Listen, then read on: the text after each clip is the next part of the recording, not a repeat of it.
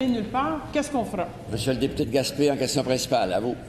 Oui, Monsieur le Président, depuis bientôt 4 ans, le chemin de fer de la Gaspésie n'est plus accessible ni au transport des personnes et des marchandises. Depuis 3 ans, le gouvernement du Québec est propriétaire de ce chemin de fer.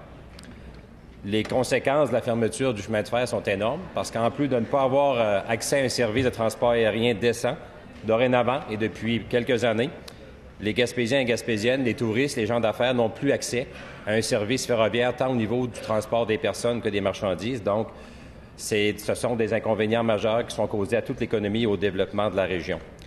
Le gouvernement a annoncé, il y a quelques mois, une somme de 100 millions et aucune information précise n'a été rendue publique quant au déploiement de cette somme. Il y a quelques semaines, nous avions une rencontre avec les élus de la région, avec le nouveau ministre responsable de la région. J'ai demandé au nouveau ministre de nous déposer, que son gouvernement dépose dans les meilleurs délais, une planification de l'engagement de ces fonds. Quand le gouvernement du Québec pourra-t-il déposer un échéancier complet et précis du déroulement des travaux pour la... Monsieur le ministre de la Ressources naturelles, à vous. Merci, Monsieur le Président. D'abord, je veux remercier le député de Gaspé pour sa question. Le remercier également de sa participation à la rencontre que nous avons organisée avec l'ensemble des élus de la Gaspésie. Il y avait à cette rencontre-là 5 préfets et plus d'une vingtaine de maires.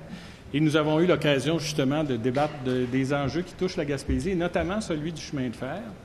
Ça m'a permis de rappeler aux élus et aux députés de Gaspé que le meilleur allié des Gaspésiens dans ce dossier-là, c'était le premier ministre lui-même, qui avait annoncé un investissement de 100 millions de dollars pour le rétablissement du chemin de fer de la Gaspésie.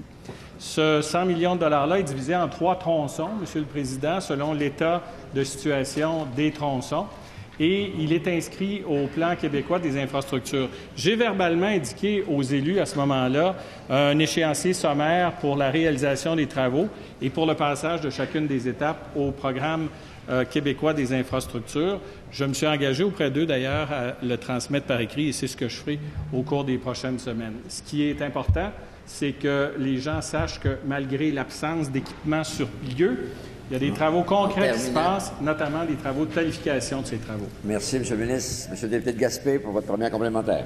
Monsieur le Président, le train touristique L'Amiral est cloué à la gare depuis 3 ans, un tronçon touristique qui relie Percé et Gaspé. La semaine dernière, on apprenait que le train allait être démantelé pour être déménagé à l'extérieur dans la région, puisqu'il est sous-utilisé ou non utilisé.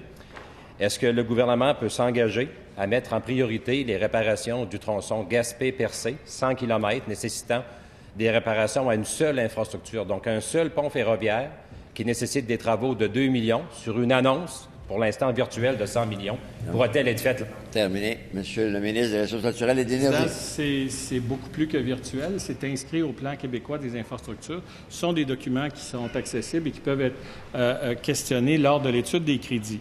Maintenant, sur la question du tronçon dont il parle, un tronçon ferroviaire, et là je parle comme dans une ancienne vie, c'est une infrastructure qui est beaucoup plus complexe qu'une route.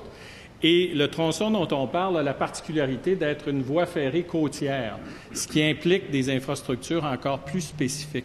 Et la raison pour laquelle, justement, il y a des délais dans la mise en œuvre des travaux, c'est précisément parce qu'ils doivent être préparés en tenant compte de la réalité spécifique de cette infrastructure, qui est qu'une voie ferrée côtière, qui est une infrastructure assez unique en termes d'ingénierie. Terminant. Alors, ce qui est fait, c'est un engagement du gouvernement à aller de l'avant et on va le faire correctement. Merci.